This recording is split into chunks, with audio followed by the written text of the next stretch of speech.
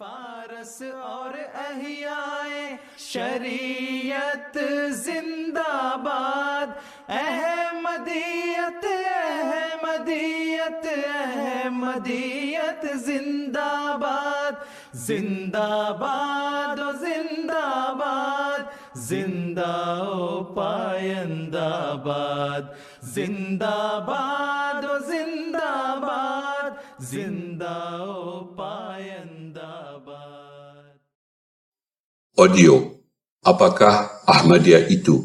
Oleh Mirza Basruddin Mahmud Ahmad. Bagian 4. Allah Ta'ala merencanakan pekerjaan ini dari langit ke bumi, kemudian naik kembali kepadanya pada hari yang jangkanya 1000 tahun menurut perhitungan kamu. Surah As-Sajdah ayat 6. Maksudnya ialah bahwa Allah Subhanahu wa Ta'ala akan menurunkan kalamnya yang terakhir dan syariatnya yang terakhir ini dari langit ke bumi. Cabaran manusia tidak akan menghambat rencana ini.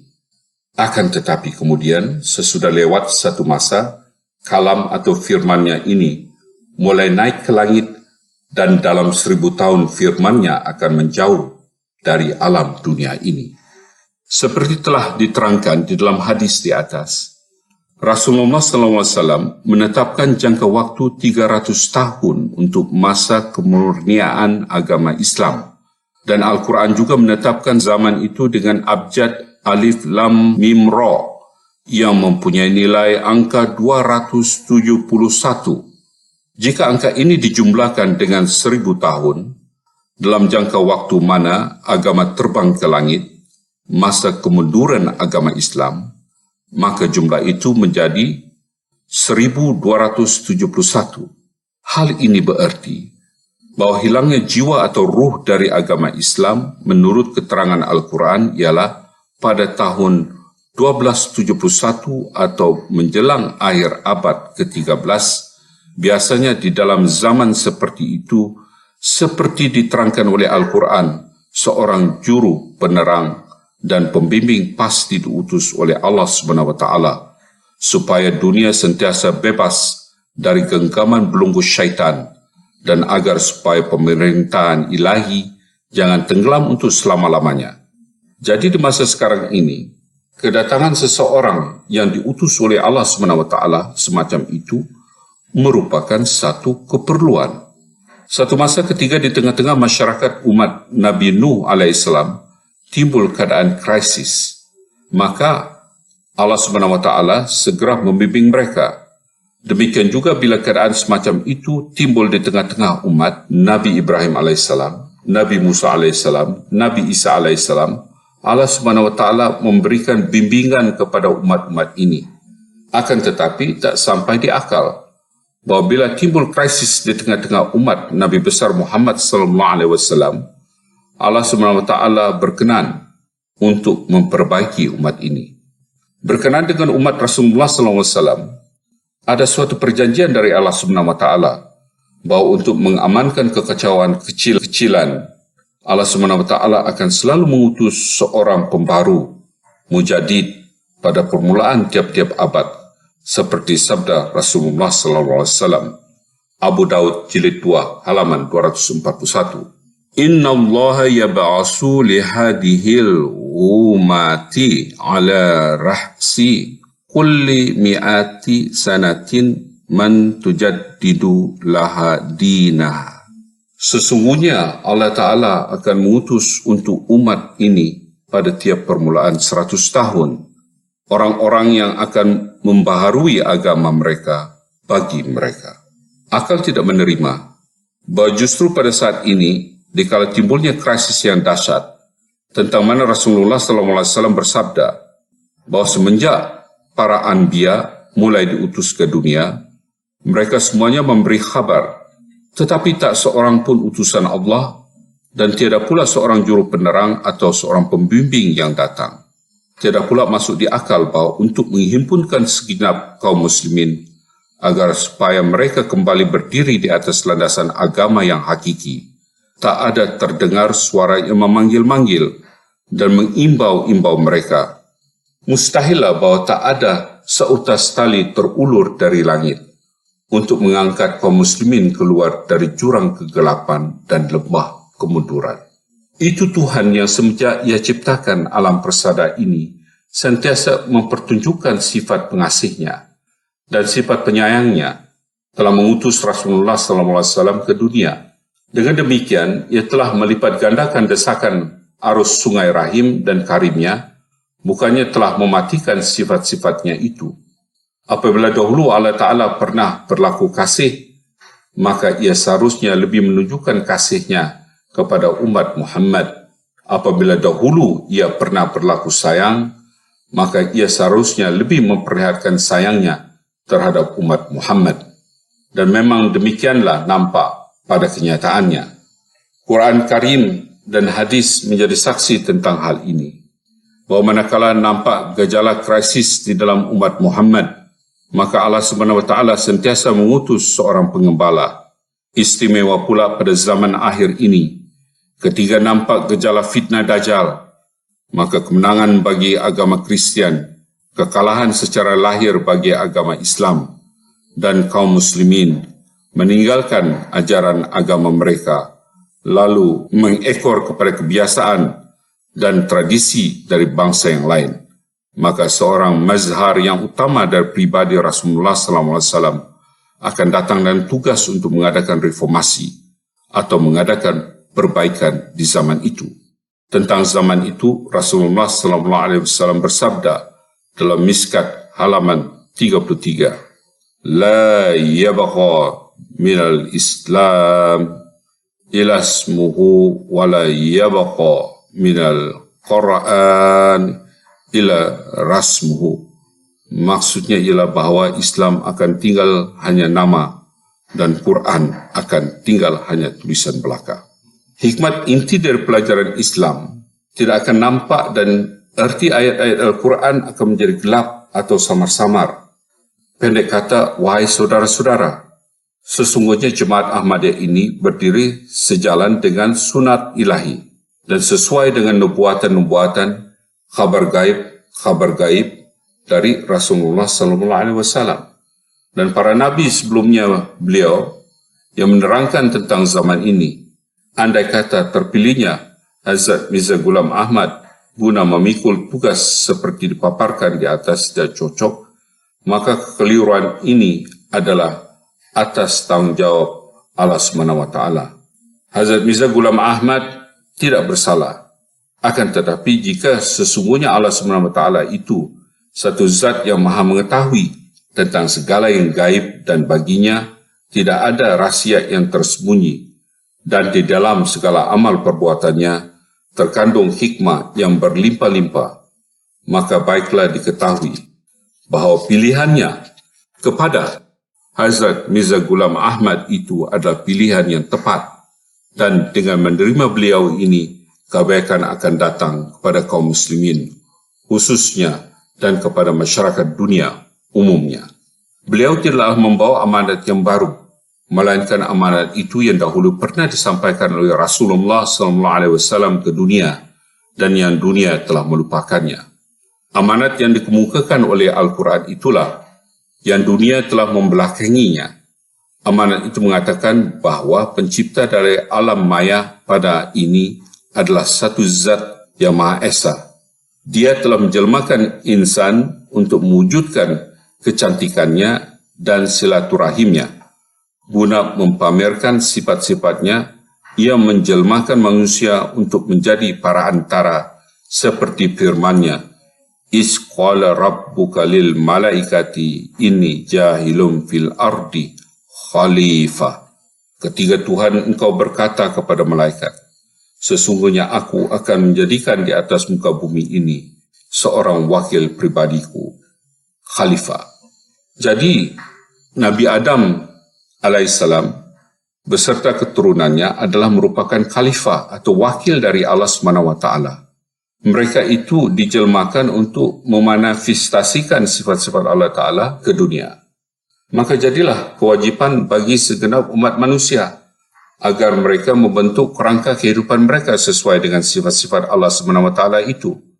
Sebagaimana seorang wakil selalu harus menyelesaikan segala tindak tanduknya kepada kemahuan orang yang diwakilinya, dan sebagai seorang pesuruh sebelum ia melaksanakan suatu pekerjaan yang baru baginya, ia harus meminta petunjuk dari majikannya. Demikian pula kewajiban manusia ialah harus mengadakan perhubungan sedemikian rupa, sehingga Allah SWT selalu memberikan bimbingan dalam tiap-tiap langkah dan tiap-tiap pekerjaannya, dan dia harus menyintai Allah SWT lebih daripada kecintaannya kepada segala macam benda, dan di dalamnya segala macam urusan ia bertawakal kepada kebijaksanaannya. Untuk meyakinkan terhadap kewajiban inilah Hazrat Masih Maud AS datang ke dunia ini. Tugas beliau ialah untuk menarik orang-orang yang berkecimpung dalam urusan keduniaan, supaya menjadi orang-orang yang beragama, untuk mendirikan takhta kerajaan Islam di dalam hati sanubari manusia dan menempatkan kembali wujud Nabi Muhammad Rasulullah SAW di dalam mahligai kerohanian mereka yang kebalikannya sudah terus-menerus digempur oleh kekuasaan syaitan dari luar dan dalam untuk menurunkan beliau dari mahligai kerohanian mereka itu. Langkah pertama untuk mewujudkan maksud dan tujuan ini, Hazrat Masih Maud AS memperingatkan kaum muslimin terhadap pentingnya isi dan bukannya kepada kulit. Dalam hal ini beliau menekankan bahawa hukum yang zahir ekstern pun amat pentingnya, akan tetapi tanpa adanya jiwa, kemajuan tidak akan dapat dicapai. Oleh sebab itu, beliau mendirikan sebuah jemaat, dan di dalam perjanjian baiatnya ditetapkan sebuah syarat bahawa siapa-siapa yang masuk ke dalam jemaat ini harus berikrar, saya akan mendahulukan kepentingan agama daripada urusan dunia. Pada hakikatnya, penyakit inilah yang melumpuhkan kaum muslimin, yang keubahnya seperti pupuk, rayap, makan kayu. Sekalipun kemuliaan dunia sudah terlepas dari haribaan mereka, tetapi mereka masih juga mendambakan dunia. Dalam tanggapan mereka, kekayaan Islam itu berarti ia menguasai kerajaan. Di dalam khayalan mereka, kejayaan Islam itu berarti ia menguasai kerajaan. Di dalam khayalan mereka, kemajuan itu berarti nampaknya kemajuan di bidang pendidikan dan perekonomian dari orang-orang yang mengaku beragama Islam. Padahal Rasulullah SAW datang ke dunia ini tidak dengan maksud agar orang-orang cukup mengaku di mulut saja jadi muslimin, supaya jadi muslimin sejati yang berkualitas seperti oleh Al-Quran digambarkan dengan perkataan surah Al-Baqarah ayat 113, Man aslama waj'ahu lillah, yang maksudnya bahwa ia punya wujud semuanya diserahkan kepada Allah SWT, dan hasrat keduniaannya tunduk kepada hasrat keagamaannya. Nampaknya hal ini adalah satu hal yang lumrah. Akan tetapi pada hakikatnya disinilah letak perbezaan antara Islam dan agama-agama yang lain. Islam tidak mencegah orang-orang mencari kekayaan, ilmu, memajukan perniagaan, perindustrian, dan pertanian, atau berjuang untuk memperkukuh kedudukan negara dan bangsanya. Islam hanya semata-mata bercita-cita merombak jalan fikiran manusia. Tujuan dari usaha manusia di dunia ini mempunyai dua macam corak. Yang satu bertujuan hendak memperoleh isi dengan melalui kulit, dan yang lainnya bertujuan hendak memperoleh kulit dengan melalui isi. Siapa-siapa yang mengharapkan untuk mencapai isi melalui kulit tidaklah dapat dipastikan bahawa dalam usahanya itu akan berhasil. Bahkan keseringannya kegagalanlah yang dijumpainya. Akan tetapi, siapa-siapa yang bertujuan untuk mendapat isi, dia akan memperoleh kulitnya juga. Rasulullah SAW beserta para pengikutnya telah berjuang demi untuk agama. Akan tetapi tidaklah bererti bahawa mereka tidak merasakan kenikmatan-kenikmatan duniawi.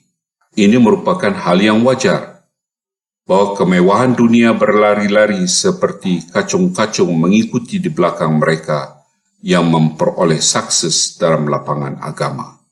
Akan tetapi tidaklah merupakan satu syarat bagi orang untuk memperoleh sukses dalam agama itu dengan merintis akan keduniaan. Seringkali mereka yang menjalankan praktik semacam itu gagal. Bahkan imannya yang ada padanya pun seringkali berciciran lepas dari tangannya. Jadi Hazrat Masih Maud dengan perintah Allah SWT telah membelokkan perhatian dunia ke arah agama sambil mengikuti jejak langkah para nabi yang dahulu. Di masa beliau dalam kalangan muslimin terdapat dua macam aliran. Aliran pertama berpendirian bahawa kaum muslimin sudah lemah keadaannya. Oleh kerana itu, kaum muslimin harus berusaha untuk memperoleh kekuasaan dunia. Aliran yang kedua digerakkan oleh beliau, mengatakan bahawa manusia harus kembali ke pangkuan agama dan konsekuensinya pasti bahawa Allah SWT dengan sendirinya akan memberikan kemuliaan dunia ini juga. Ada kalanya orang beranggapan salah bahawa gerakan yang dicetuskan beliau adalah sama seperti gerakan-gerakan sufi dan lain-lainnya yang mementingkan ibadah sembahyang dan puasa kepada pengikutnya yang saleh dan membuat mereka seperti gadis-gadis pijitan untuk menyendiri dan menyepi di kamar peribadatan. Jika seandainya beliau demikian, maka beliau menganjurkan untuk memperoleh kulit dengan jalan isi. Tetapi tidaklah sekali-kali beliau berbuat demikian. Manakala beliau menekankan erti hukum agama, beliau pun menekankan pula hal ini, bahawa agama itu diadakan oleh Allah SWT ialah untuk mencerdaskan akal fikiran manusia. Beliau bersabda bahawa barang siapa yang menjalankan agama dengan kesungguhan hati dan tanpa pretensi atau dibuat-buat, maka agama itu membentuk dalam dirinya suatu budi yang luhur, serta menimbulkan suatu daya untuk berbuat amal dan menumbuhkan semangat pengorbanan.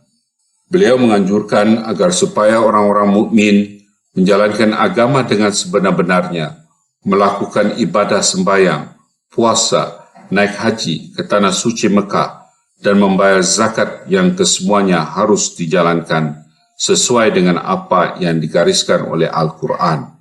Quran Karim tidak menghendaki sembahyang yang berupa demonstrasi gerakan-gerakan jasmani belaka, tidak menghendaki puasa yang hanya untuk menderita lapar semata, meninggalkan kampung halaman tanpa ada faedahnya, dan membayar zakat sebagai suatu penghamburan harta belaka. Tentang sembahyang dikatakan oleh Al-Quran, Surah An-Kabut ayat 46.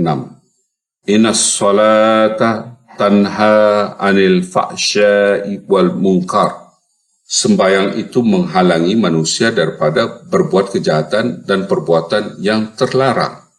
Jadi sembahyang yang tidak menghasilkan buah seperti terangkan oleh Al-Quran itu bukanlah sembahyang namanya. Adapun berkenaan dengan puasa, Al-Quran suci telah mengatakan la'allakum tattaqun, yakni ibadah puasa itu ditetapkan untuk supaya dalam jiwa manusia tertancap ketakwaan dan budi pekerti yang luhur. Jadi apabila orang mengerjakan puasa tapi buah daripada ibadah itu tidak tercapai, maka hal itu maknanya niatnya tidak lurus dan tidaklah ia mengerjakan puasa melainkan penganiayaan pada dirinya dengan mengosongkan perut. Tuhan tidak memerlukan dari manusia pengosongan perut. Mengenai naik haji ke tanah suci Mekah, Allah SWT berfirman bahawa ibadah itu merupakan suatu media, perantara untuk menumpas fikiran-fikiran degil dan menjauh perselisihan-perselisihan. Jadi maksud daripada ibadah haji itu ialah untuk menghentikan kebiasaan dan mengeluarkan ucapan-ucapan kotor, perbuatan keji dan perselisihan. Tentang zakat, Allah SWT berfirman, Surah Taubah ayat 103, Uz min amwaihim sadaqat tutairuhum wa tuzakkihim biha. Ambillah zakat dari harta benda mereka supaya dengan itu membersihkan dan mensucikan mereka. Maksudnya ialah ditetapkan zakat itu gunanya untuk menciptakan kesucian pada tiap individu dan masyarakat, serta untuk membersihkan rasa dan cinta. Jadi selama buah daripada ibadah-ibadah itu belum tercapai, maka penunaian ibadah haji dan membayar zakat itu hanyalah merupakan pamer belaka. Hazrat Masih Maud AS berkata, dirikanlah sembahyang, kerjakan puasa, pergilah naik haji, bayarlah zakat, akan tetapi ibadah-ibadah itu baru akan diterima apabila buah-buah ibadah itu tercapai dan engkau terhindar dari perbuatan-perbuatan keji dan terlarang. Lagi pula dalam diri engkau menjelma ketakwaan, engkau dengan secara mutlak menjauhkan diri dari kebiasaan cakap kotor, perbuatan keji dan perselisihan, dan engkau mencapai kesucian pribadi dan masyarakat, serta mencapai kebersihan rasa dan cita. Akan tetapi orang-orang yang di dalam dirinya tidak mendapat buah-buah dari ibadah-ibadah itu, aku tidak akan menganggap mereka dari lingkungan jemaat, sebab mereka mementingkan hanya kulit dan tidak bertujuan mengambil isi seperti apa yang dimaksudkan oleh Allah SWT. Demikian juga mengenai ibadah-ibadah lainnya. Beliau menekankan tujuan isi dan mengatakan bahawa tidak ada suatu hukuman peraturan yang dikeluarkan oleh Islam tanpa mengandung hikmat di dalamnya. Allah Ta'ala tidak dapat diraba oleh tangan, tapi dapat dijamah oleh penginderaan cinta. Tujuan dari agama ialah bukan hanya menguasai atas panca indera lahir saja, melainkan manakala dia memerintahkan mata dan tangan.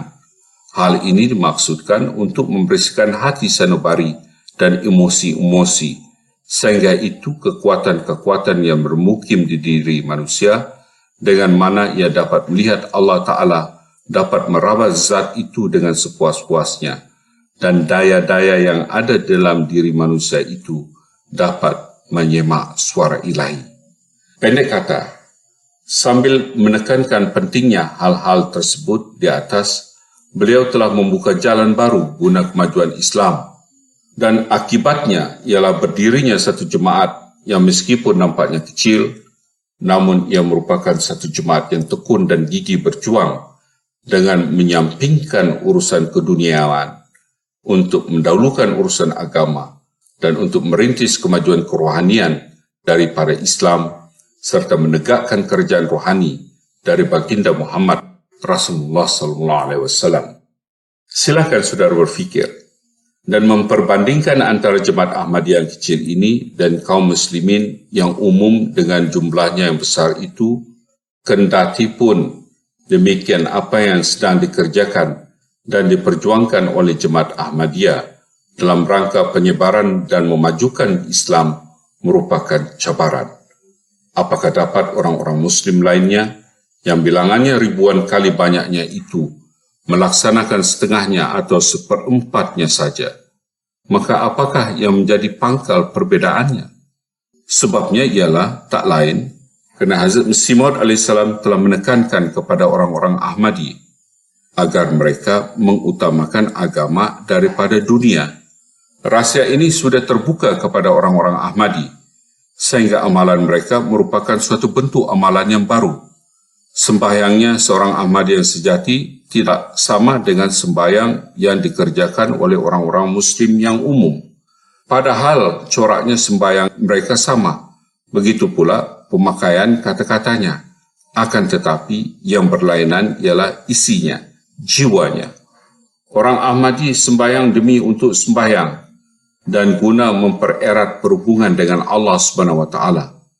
Mungkin saudara bertanya, apakah orang Muslim yang lain mendirikan sembahyang tidak untuk mengadakan perhubungan dengan Allah Subhanahu wa taala?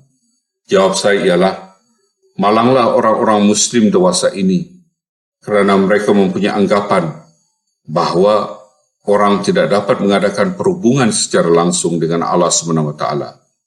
Sudah merata di kalangan kaum muslimin menjalani kekeliruan faham demikian ini, bahawa Tuhan kini tidak bercakap-cakap lagi dengan manusia, dan kebalikannya manusia tidak dapat menyampaikan kata-katanya kepada Tuhan. Sudah lebih dari sahabat lamanya, kaum muslimin sudah mengingkari turunnya ilham ilahi. Tak hayal lagi bahawa sebelum zaman kita ini, di tengah-tengah umat Islam ada terdapat orang-orang yang mengakui turunnya kalam ilahi secara terus-menerus. Bukan hanya mengakui turunnya, bahkan mereka berani berkata bahawa Tuhan telah bercakap-cakap dengan mereka. Akan tetapi sahabat sudah berjalan kemalangan itu menimpa umat Islam bahawa mereka dengan cara terbuka menyatakan keingkaran mereka hendak turunnya terus-menerus kalam ilahi. Bahkan ada beberapa ulama yang menjatuhkan fatwa kufur keluar dari agama Islam kepada orang yang mengemukakan pendapat bahawa ilham ilahi masih berlaku terus. Akhir bahagian 4.